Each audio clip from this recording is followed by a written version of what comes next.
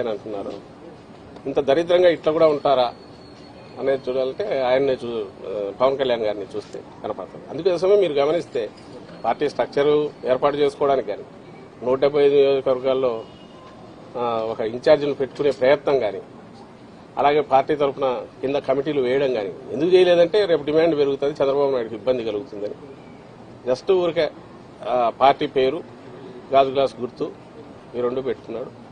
And నేను ఇంతకుముందు అన్నట్టు 100% ఓన్డ్ సబ్సిడరీ కింద చంద్రబాబు నాయుడు అందరినీ డిసైడ్ చేస్తాడు. ఇక్కడ విమర్శలను అక్కడ తీసుకెళ్లొచ్చు. అది ఇంకా ఆలోచించుకోవాల్సింది ఈయన మీద హోప్ పెట్టుకుని పవన్ కళ్యాణ్ మీద ఇన్నాళ్ళు కలలు గంటూ వచ్చిన వాళ్ళు ఎవరన్నా ఉంటే వాళ్ళు ఆలోచించుకోవాలి. వాళ్ళ పరిస్థితి ఏంది, వాళ్ళకి ఆఖరికి ఏమి ఇదవుతుంది అనేది వాళ్ళు ఆలోచించుకోవాలా. ఇప్పటికైనా రియలైజ్ కావాలా.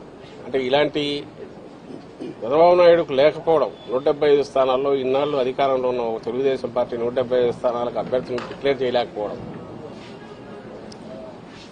అందులో ఇంకోరిని తీసుకొచ్చి 24 స్థానాలు వాళ్ళ కనకడం, ఆ 24లో కూడా ఎవరు అనేది చెప్పలేకపోవడం. అంటే ఎంటైర్ థింగ్ ఈజ్ ఫ్లూయిడ్. ఇందులో బీజేపీలో కూడా ఒకవేళ పొత్తు కుదిరితే ఈయన పంపిస్తాడు అనుకుంటా, తన అభ్యర్థులనే పంపిస్తాడు.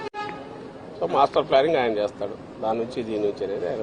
బీజేపీ గురించి చంద్రబాబు మాట్లాడేవారు సార్, కానీ పవన్ కళ్యాణ్ మాత్రం బీజేపీ ఆశీస్సులతో సీట్లు ప్రకటిస్తున్నాం అంటున్నారు. ఏం మాట్లాడాలి, ఆయన పోయి కలిసి వచ్చాడు కదా, కలిసి వచ్చాడు. ఆ తర్వాత ఫిగర్స్ వస్తున్నాయి. పవన్ కళ్యాణ్ అన్నదాన్ని వీళ్ళెవరు డినై చేయట్లే. సో బీజేపీతో పొత్తు అర్జెంటుగా పెట్టుకోవాలనే దాంట్లో, అలాగే కాంగ్రెస్ వరకు ఇండైరెక్ట్ ఫైనాన్సింగ్ చేయించైనా వైఎస్ఆర్సీపీ ఓట్లు ఏమైనా చీల్చగలమనేది అది కూడా ఆలోచిస్తున్నాడు.